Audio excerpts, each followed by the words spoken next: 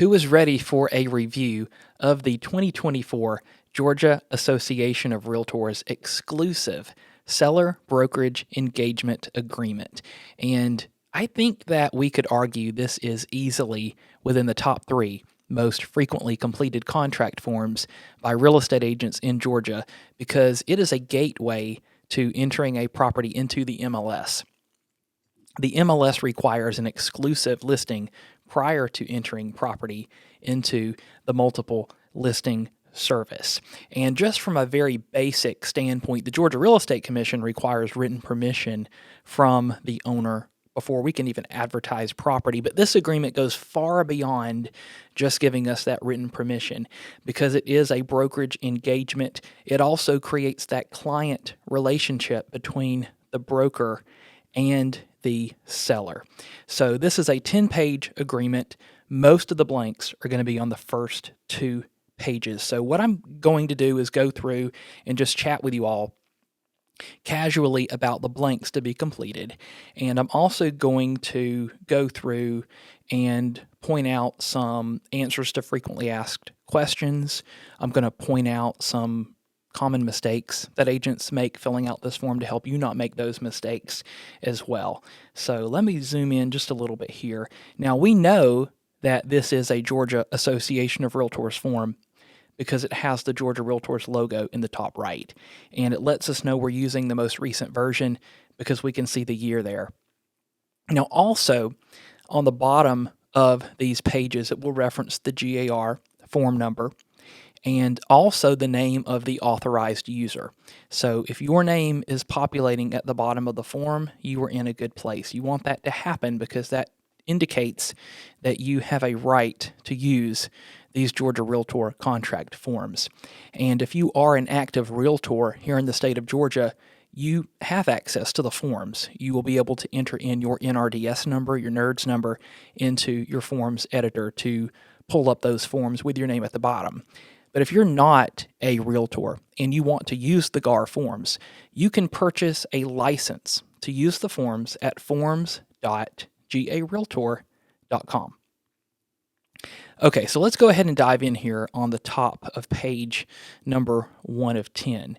And this packs a powerful punch right off the bat. It references Beretta. It says state law prohibits broker from representing seller as a client without first entering into a written agreement with the seller. And then it quotes the actual law. So Beretta stands for the Brokerage Relationships and Real Estate Transactions Act. And it applies to all licensees here in the state of Georgia, residential and commercial. And a seller, a buyer, they're not a client unless they've signed a written brokerage agreement with us. So this agreement, this exclusive listing agreement, helps to establish that. And just a quick note, you guys, exclusive listing agreements, I know that I said it's a gateway to entering the property into the MLS. That includes personal property. So if you're an agent and you're interested in listing your own property, you still need a listing agreement in order to do that technically. Those agreements are through the brokerage firm, okay? Now in section A1, A and B, we are identifying the property, and we're going to do it in 2 different ways. We're going to do that with the commonly known mailing address in section A, but that's not enough. We need to include that legal description so that we are in compliance with our state law, and also so we are unmistakably identifying that property. And the GAR listing agreement, similar to the purchase and sale agreement, gives us a handful of ways that we can do that. So let's talk about those for a moment. The first option that it gives us is to attach an exhibit. But what would an exhibit be? Well, a copy of the seller's deed is going to be the most common example that I will see in play. And if you have access to the gsccca.org website, you can pull a copy of the seller's deed. The seller may have a copy of the deed that they could give you. That's always a great thing to have, and you can attach that. That will include the meets and bounds description, which is the legal description of real property here in Georgia on it or attached to it. The second option that GAR gives us is the most common method that I will see, and it's the one that I've used in this example today, and that is to include reference to the deed book and the page number. And this is the quickest way, it's the fastest way, because online tax records, property records will generally have that. If you're in FMLS and you go into Realist, most of the time, the most recent deed book and page number, as well as the deed book and the page number for all the previous owners, are going to be listed there. So you can simply snag that and add that to the form. The third option here is probably the one that I will see most mistakes made with, because agents will select number 3 and they will enter in maybe a lot or a block number, but they won't know the plat book and the page number. And if you are utilizing option number 3, you need that deed book and that page number. So just keep that in mind. Number 4, let's talk about number 4 for a minute. And this is an option if you are dealing with a condominium and you have a full unit legal description of that property. Now, this is not to be used if it is a townhome. And I think one of the reasons why GAR has this in bold-faced print here, not to be used if it's a townhome, is because some condominiums do masquerade as townhomes, right? So just keep that in mind. They may look and feel like a townhome, function like a townhome, but they're actually deeded as condos. But a townhome is fee simple ownership, and it's an attached property, but it's not a condominium, right? So you would not use that for a townhome unless it's actually deeded as a condo. And you may also wonder in option number 4 here, where in the world am I going to find the condominium plat book and page number, or the condominium floor plan book and page number? Because this is asking for information for the condominium itself, not necessarily the particular specific unit that you're dealing with. If you look at the deed for the owner that you are working with, it will reference this information on it. So that's where that information could come from. So, but at the end of the day, you want to have a commonly known mailing address, of course, but you want more than that. You want to reference a key or attach the actual legal description. So moving on to number 2, which is the list price and the listing period. And then we're going to get into some dates, because there are 3 dates. That's a lot, right? 3 dates that we are going to be working with on this listing agreement, and that can create a little bit of confusion too. But when it comes to the price, absolutely so important to review a CMA, look at the most recent sales of properties that are similar to the property that you are dealing with here with this particular seller, because what other properties most similar to theirs have sold for is going to be the best indicator. Don't overlook actives. Don't overlook pendings, because actives are your current competition. Pendings are your future upcoming comps. So those are important to take a look at too, but nothing is going to compare to the solds. And if you're dealing with a unique property, those can be tough. Maybe you just can't find comparables in that area. You might suggest to the seller to consider a consultation appraisal, a pre-listing appraisal. And maybe it's a seller that there are plenty of comps and they just want a pre-listing appraisal. It's never a bad idea. So there are many appraisal companies out there that offer those. Now let's talk about the dates. What is this commencement date of the agreement? That is the start date for the listing agreement itself. Typically going to be the same day that we fill out this agreement, send it over to the seller. In the digital world that we live in, most sellers are signing these agreements electronically, so things happen pretty quickly. So usually that is the same date that the seller is going to sign off on the agreement itself. Ending date, pretty self-explanatory, but don't place TBD. Don't get too casual with these ending dates, because technically here in Georgia, it is an unfair trade practice not to include a fixed date of expiration in a brokerage engagement. So just keep that in mind. Number 3, we're talking about marketing. So where will we market this property in terms of multiple listing services? So we simply want to disclose that here. In this example, I've used FMLS, which stands for First Multiple Listing Service, and Georgia MLS. Now, if you are a member of Georgia MLS, all of your exclusive residential listings are required to go into that MLS. FMLS, which most brokers and licensees in the Atlanta area are going to be members of, exclusive listings that fall within that FMLS compulsory area are going to be required to be put in there. So just keep that in mind. FMLS does have a compulsory map available in their system that you can always review. Now, in number 3B, we've got that third date, right? We have that marketing commencement date. And that is the date that the property will be available to the public and available to be shown. Let's think of that as our active, our go live date. So we do want to have a date filled in for that for sure. And then also a time frame that that date could be moved up or back by the seller if you have negotiated that. It could be 0. Doesn't have to, you don't have to include a time frame for that. But let's circle back to this commencement date for a minute. The commencement date can be any date. Maybe you're working with a seller who is ready to sign now, and you want to go ahead and get that listing signed, but they're not ready to list the home until 90 days down the road. That's okay. You can get that listing agreement signed now. That marketing commencement date can be a future date. Now, I'm going to confuse you a little bit more here, hopefully not, and talk to you about the MLS rules and regs that are in step with the clear cooperation policy that the National Association put out a couple years ago. And long story short, we have 48 hours, business hours, to get a listing into the MLS from the time that the listing agreement is signed. Doesn't matter what the marketing commencement date is. So you may think, well, Derek, I'm confused. You're telling me the marketing commencement date can be any date in the future, but then you're telling me I have to put the listing in. Well, yes, that is what I'm saying. But keep in mind that most MLSs, or FMLS at least, has created MLS statuses that are in step with this, that allow us to remain in compliance with their rules and regs and also honor the wishes of the seller and when they want the property to be live. So let me give you an example of that. In FMLS, when you go to input that listing, you've got options. You have registered status, coming soon status, and active status. Active, we all know what that is, right? Registered status is let's call it a dormant listing. A listing agreement has been signed, but the marketing date is in the future.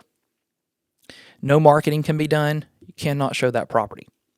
Coming soon, in contrast, is limited to the first 30 days of that listing. You have a signed listing agreement in place. The marketing commencement go live date is within the next 30 days.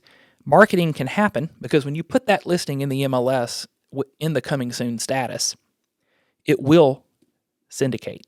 So there will be some syndication that happens. Some marketing naturally is going to happen. Showings are prohibited, right? And it's limited to just the first 30 days. So that's a conversation that needs to happen with the seller. If you have a future marketing commencement date, lots of legitimate reasons to have that. Maybe you are waiting for professional photos to come back. Maybe there is a repair that the seller is making to the property. It's getting spruced up, whatever the case may be, fresh paint. That marketing date is a future date for a very good reason. You may choose to take advantage of that time. If it's within 30 days, maybe coming soon would help build some anticipation for that coming open house if you're going to have an open house right off the bat on that listing. So think about that. I don't generally recommend coming soon as a marketing strategy just in general because you can't show the property. So it's some marketing is taking place, but no one can see it. So properties typically sell for more when they are available and more people have the opportunity to actually tour them. So 3 dates: commencement date of the agreement, ending date of the agreement, and the marketing commencement date. You have those 3 dates. Wrapping up this section, I will share with you guys here in a moment a special stipulation for coming soon that I have found to be very, very helpful and to help set proper expectations with the seller as to what's going to happen. Just simply advertising the property as coming soon and not having a conversation with the seller is not something that I recommend at all, okay? So, all right, so we're going to move on now to the top of page 2. And at the top of page 2, this is where the listing agreement is going to talk about commission. Now, this, as all other terms, and this is an example, right, that we're looking at here, All terms of this listing agreement are negotiable. If I didn't mention it a little bit earlier when we were chatting about the term of the listing, there's no law that says a listing has to be any certain number of days. You could take a listing for 15 days. You could take it for 100 days. You could take it for a year. It's not common, to do that. It shouldn't take a year for most properties to sell in a seller's market that we're in. But just understand these terms are negotiable. Commission's no different, right? But the way that commission is set up in the listing agreement in A and B is A is the total that's due, and B is the portion that would be shared with another broker. Let's just call it the buyer's broker if one is involved. So the seller needs to agree that a portion of that total will be shared, and it needs to be disclosed to the seller what that portion is going to be. So A is generally always going to be a greater number than what is in B. A common mistake I will see sometimes on this is A and B will have the same number. That would result, if there's another broker involved, in no commission left for the listing broker. So just be careful with that. A is the total, B is the portion that will be shared. And while the seller may not expect, I went too far, let me go back. The seller may not expect to lease the property. I found it to be a good practice to go ahead and include a lease commission in some terms, just in case. Not a requirement, just a recommendation. So let's back up. So let's talk about the protected period in the agreement as well. So you have an opportunity to list a specific number of days for the protected period. Of course, this is negotiable, right? This would be the time during which if a buyer that was introduced to the property, either in person or virtually through any means of ours, that we would still be entitled to a commission. Now, there are certain instances where the protected period dissolves and goes away, and we'll talk about that a little bit deeper here in just a moment. Agency and brokerage. GAR's approach to this is to throw in the kitchen sink. They list every type of agency relationship that is available here in Georgia, and they instruct us to mark the boxes for the types that we don't offer. Most brokers here in Georgia don't offer dual and don't offer sub. A common mistake that I will see agents make is they will mark the box for the type of agency that they're trying to create. So they'll mark seller agency in a listing and they'll mark buyer agency in a buyer. That's not what the form is telling us to do. The form is telling us to mark the boxes for the type of agency relationships that we do not offer. B is talking about dual agency. If you are working for a broker that does not offer dual agency, you do not have to check anything in B. It says if broker offers dual agency, etc. Okay? Just be aware of that. 7, lead-based paint. Now, if any portion of the property was built prior to 1978, we're going to call that a target property. It is a federal requirement that we provide a lead-based paint informational pamphlet and a lead-based paint exhibit. Seller needs to fill out a lead-based paint exhibit. And if it happens to be a target property, go ahead and have this conversation with the seller at the time of listing the property. Go ahead and have them fill out that lead-based paint exhibit. You can provide copies of that inside the property. You can attach a copy of that to the listing in the MLS. Many MLSs will allow you to attach exhibits, disclosures to your listing. Super helpful, especially if you are a buyer's agent. That listing agent has attached maybe a copy of that deed, a copy of that lead-based paint exhibit. You know that listing agent is on top of it and looks super smart. Moving on from lead-based paint, there is a section here regarding special circumstances. If a special circumstance exists, you need to mark it. I'm going to actually go a step further and say have a conversation with your broker or your broker team about it, because they may have some additional tips and things they want to discuss with you in these cases, because these instances referenced here can be pretty complex. But if it's a special circumstance regarding the listing, it's probably also going to be a special circumstance of a future purchase and sale. So that's something your broker and that team can chat with you about as well. And then lastly, on the very bottom of this second page, negotiation. Seller does or does not authorize the broker to assist with negotiating. Typically, the seller is going to want as part of the services that you offer to help with negotiating. Tremendous value that an agent brings to the table in a listing. Buyers, agents bring it to buyers, sellers, agents bring it to sellers, is negotiating. It's about so much more than just listing a house for sale. So much more than just showing a house. That negotiating, that problem solving, that helping to get that deal closed is part of the extreme value that you bring to the table. So probably the seller is going to want your assistance with that as well. So moving on from some of these basic fill-in-the-blank terms on these first 2 pages, I also want to point out a couple of things that are set out within what we call the boilerplate language of the listing agreement. So these corresponding paragraphs are instructions, they are remedies to issues.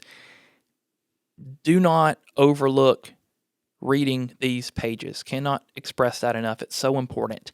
And the GAR Forms Committee goes through and they make adjustments. They update these GAR contract forms every year based on feedback from brokers and agents and case law, just issues that come up. So no agreement's perfect, but these agreements do a fantastic job of solving problems and providing remedies to issues that come up. And I've highlighted a couple here. So one is, keep in mind that when the seller signs an exclusive listing agreement, they are promising us that they are not a party to any other exclusive agreement that hasn't been properly terminated. And it acknowledges the fact that if they are, they may owe a commission to someone else too. So that would certainly not be a positive thing for a seller. So that's already set out here in the listing agreement. Something else that is set out that is super helpful is an auto extension of the listing agreement. So I want to talk to you for just a moment about auto extensions versus notice required extensions. The auto extension essentially works in the respect that, let's just say that the seller is under a binding purchase and sale agreement and the closing date, this listing agreement expires before that closing date. This auto extension would allow this listing agreement to automatically extend through the date of that closing. Now, if you want to do an amendment to extend the date or change any term in this listing agreement, GAR does have an amendment to brokerage engagement. It's a literal form, amendment form they've created for the special purpose of amending buyer brokerage and seller brokerage tenant-landlord agreement. So you could certainly do that. It's not a bad idea, but you have protection in that auto extension that is baked into the listing agreement itself. But maybe the situation's a little bit different. Let's just say that the seller's been under contract for 40 days and the buyer doesn't close, and you've just lost 40 days that you could have been marketing the property to another buyer. You can send a notice, and GAR has a notice form, needs to be in writing, signed by yourself as an affiliated licensee, to the seller to let them know that you are unilaterally extending the listing for that number of days that the property was under contract and failed to close. Time is definitely of the essence when it comes to doing that, right? It needs to be within 5 days, and it has to be before the expiration of the listing agreement. If those 5 days expire, if the listing expires, that right to unilaterally extend is gone. So just be aware of that. And if we're talking about 5 days that the property was under contract during a due diligence period, probably no big deal. But again, every situation's different. Maybe it's been under contract for a while, and you do want to recoup some of that time. You have the option to do that here in the GAR brokerage agreement. All right, so let's keep on moving here and take a look at a couple of other things. So let's chat about the protected period for a moment. So I know we mentioned that we have the opportunity on page 1 to include a protected period. That would protect the commission in the event that a buyer that was introduced to the property during the term of the listing agreement were to purchase the property within that protected period, that time frame after. So, but what about if the agreement is unilaterally terminated by the seller prior to the natural expiration of the listing. Well, in that case, the protected period is even greater. The protected period is then expanded. You have the remainder of what would have been the life of the listing agreement plus that protected period. So you have more time in that case. But if the listing agreement is mutually terminated, the protected period dissolves, it goes away. If the listing naturally expires and the property is relisted with another broker, the protected period dissolves, it goes away. So that is just something to be aware of. All right, so let's keep moving here and let's talk next about sellers' property disclosure statements. So in the boilerplate language of this agreement, it says that the seller will complete within 3 days a seller's property disclosure statement, or the disclosure of latent defects in fixtures checklist, which we joke and call the short version of the seller's disclosure form because it's really short. It's just a fixtures checklist in a box to disclose any adverse material facts, any latent or hidden defects. So it is pretty common for sellers to fill out disclosure statements. And if a seller wants to disclose something, let them, right? Never want to prohibit someone or discourage someone from disclosing something that they feel should be disclosed or want to disclose. But just know that Georgia is a buyer beware state, and a seller is not required to complete a seller's disclosure statement in general. They're not required to complete any kind of disclosure statement with the exception of a lead-based paint exhibit. What a seller is required to do, and an agent is too, if they know about it, is to disclose any known latent or hidden defects, any adverse material facts. And the best place to do that would be on a seller's disclosure statement, or at least the condensed version, F302. And when would an F302 really be desirable? Well, maybe it's an investor. Maybe they've never lived in the house before. Maybe it was a long time ago that they lived there. They may just not feel comfortable answering all of those questions on that traditional seller's property disclosure statement. So those are things to consider if your seller does not want to fill out a disclosure form. Just know a buyer's agent later, a buyer may ask for one. It's probably going to come up. But you would want to put a special stipulation in the listing to just state that seller will not provide a seller's property disclosure statement, because otherwise, based on the boilerplate language, they would be required to do that.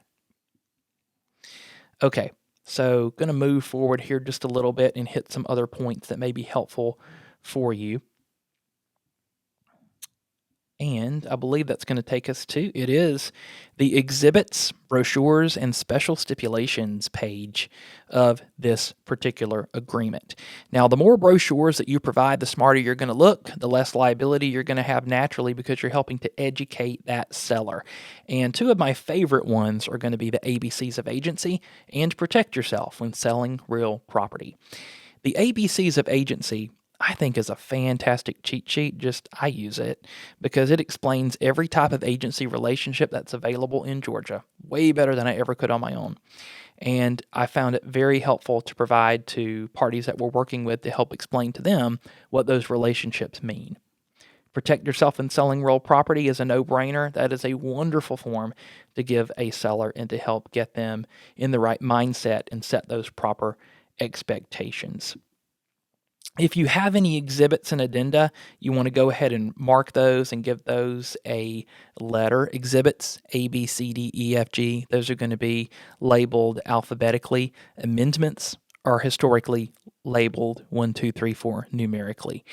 And when it comes to numbers and special stipulations, I found it very helpful to number those as well. That makes for easy reference later on down the road. And special stipulations with any contract, be super careful because they do control over all other terms of the agreement when it comes to the hierarchy of terms within a contract. So the special stipulation that I'm sharing on the screen for you now is there's two that I think could be helpful for me to share with you all. And one of them is regarding that coming soon. And this, again, helps to set proper expectations, makes it very clear what's going to happen. And it says prior to the marketing commencement date and for a period of no more than 30 days, broker may advertise the property as coming soon. Seller acknowledges that while in coming soon status, the property will receive limited market exposure and may not be shown to anyone. So just stating the facts, making it super clear that they understand that and they are giving us permission to market that property as coming soon. And in number 2, this is a special stipulation that can be used, or a version of it, if the seller is an entity. Maybe the seller is an LLC, a corporation. And those of you who have completed contracts before know that this can be the bane of our existence, so to speak, when it comes to setting up a signature page. It is so incredibly difficult to get the information there that you want and get it to stick when you send it out for signatures, because if the title to the property is held in an LLC, corporation, whatever the case may be, the contract, you want it to disclose that, and you want someone with the proper authority to sign that contract. So you want their name to be referenced to, you want their signature, because you don't want the signature to be Big Time Investments LLC. Common mistake. Big Time LLC is not a person, it's an entity. A human, Jane Doe, needs to sign for Big Time Investments. So Jane Doe can sign her name in cursive, and the agreement, you want it to also disclose what her authority is. The reason why this special stipulation is so helpful is, again, special stipulations override. So Jane Doe can sign the signature page. Jane Doe, you could set it up like normal, just like she's an individual. This special stip will override and disclose that the seller is Big Time Investments. So super helpful. Feel free to use this in a purchase and sale agreement. It will make setting up that signature page much easier if you struggle with that, and still disclose to all of the parties, including the closing attorney, who the actual seller is. And then lastly, we have the actual signature page. So all of the sellers need to sign off on this. Don't forget to include their contact information here. You need to sign it. Needs to reference your license number. Name your brokerage firm, list your brokerage firm license number, your contact information. Notices back and forth. I know we talked about those need to be in writing and signed by the party, and it also needs to be sent to a formal means of communication, typically going to be an email address that's been set forth within the actual agreement itself. Don't forget to have your seller acknowledge that they have received a copy of it. Every party who signs this agreement, every person who signs it, needs a copy of it. And we are required by GREC to maintain copies of transaction documents for at least 3 years. So, all right, so that was pretty quick, or as quick as I could, review of how to complete an exclusive seller brokerage engagement agreement. Again, 10 pages. Most of those pages, most of the blanks are contained on the first 2 pages, but I can't express enough that every transaction is different. All terms are negotiable. And so if you have any questions about a listing agreement, I'm going to encourage you to reach out to the broker team. Broker team is always happy to review drafts. I'm sure your broker, if you're licensed with another firm, would be more than happy to review a draft of your agreement and then point out things that they see that maybe they question or may need to change, and then they can explain to you why they need to change. So hope that this was helpful. Congratulations if you are currently working on a listing. We are in a market right now, at least in the Atlanta area, and I think the same is true for most areas around the country, where we have more buyers than properties for sale. So we definitely need more listings.